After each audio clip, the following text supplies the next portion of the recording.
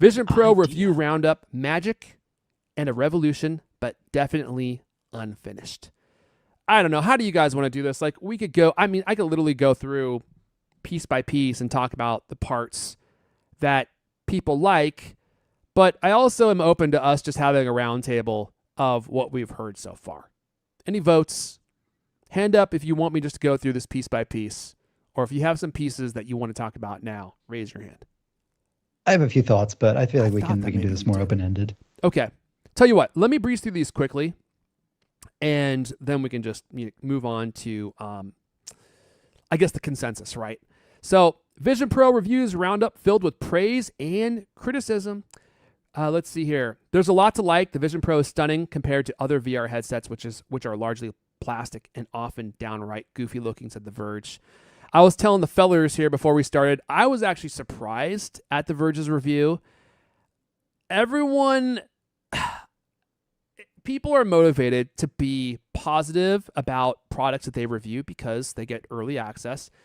And I would say The Verge's review was probably one of the most, I would say, moderate reviews. Like, they actually didn't seem to pull very many punches.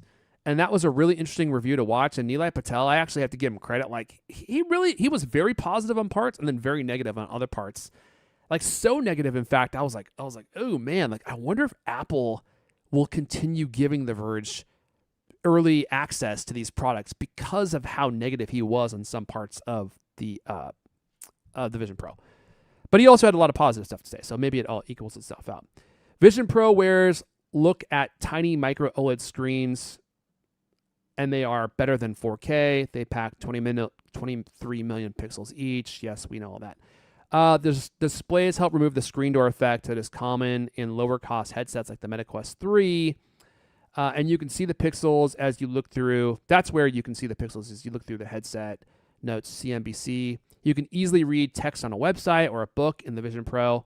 And I was able to watch movies, including 3D, on screens bigger and nicer than any TV in my house. Now I want to add something to this.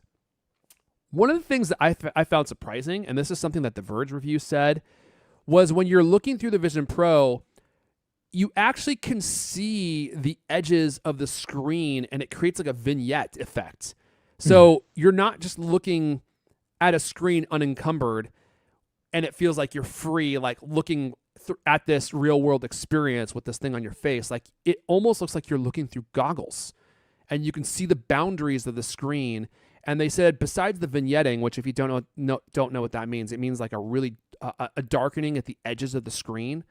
They also said that the edges of the screen were kind of blurry, which I think is something that you mentioned, Griffin. Like, they're not rendering the entire image in the fidelity that they use for like the very center, like where you're looking. Like, they render the edges at a lower resolution. Weren't you saying something like that? Well, they use foveated rendering, which does that dynamically. So if my head is still facing the same direction, but my eyes look to the far left or the far right, then the opposite side of the screen will be rendered at a lower resolution. But and that was something that live. Nilay Patel actually noticed, and he commented on it. And I don't know, he didn't talk about foveated rendering, but he could tell that parts of the screen just didn't look sharp, which I thought was interesting. Like, in theory, you shouldn't be able to notice that foveated rendering is happening at all, because your eyes can only look at one spot in one time. Well, maybe your eyes. You can't move them in separate directions at the same time like I can. It took me years of practice. Let's see here. With Vision Pro, your eyes are all you need, said the Wall Street Journal. There are no hand controllers. The other thing Apple is proud of is the hand and eye tracking control system, which is light years beyond any other consumer hand or eye tracking systems out there, said The Verge. The Apple Vision Pro The Apple Vision Pro feels revolutionary because of how easy it is to operate. But again, going back to Nilay Patel, he was like, part of what's interesting about using the Vision Pro is like you have to constantly be aware of where your hands are, because that's how you control the Vision Pro. And it was kind of like an unusual sensation to like always have to make sure that you could place your hands somewhere where the Vision Pro cameras, which are underneath the actual goggles, could see your hand so that you could operate it. And sometimes he found that to be a little bit cumbersome. Let's see here. Limited selection of native software, some people mentioned. I mean, look. Yeah, that's not surprising. I mean, when a new computing paradigm comes out, even when a new game console comes out, they launch with a selection of software that is usually first party, and then it takes a while for third party software developers to catch up. Lion Harto from the chat is saying The Verge didn't even update their device before reviewing, had the apps in alphabetical order, a bunch of noobs. Ha! Really? Okay. Okay, well, there you go. So maybe, and Apple did just release, I think, Vision OS 1.0.2. So there have been updates since they did their review, like a lot of those earlier reviews. I should mention that these reviewers only had the devices for like less than a day. Are you serious? Date. So that was it? They didn't have a lot of time to test these. Oh, I thought they had them for, getting on a week. They had this thing for 24 hours. I think so, yeah. Wow, dude. That is mind-blowing. Level Remix, why are we listening to The Verge? Lol. Yeah, I don't know. I mean, they're one of the ones that got the Vision Pro. I think a bigger consensus was like the EyeSight on the front with your ghost eyes actually doesn't work all that well because that screen is so dim and it gets covered with fingerprints that people often can't even see your eyes. So, which might be a good thing.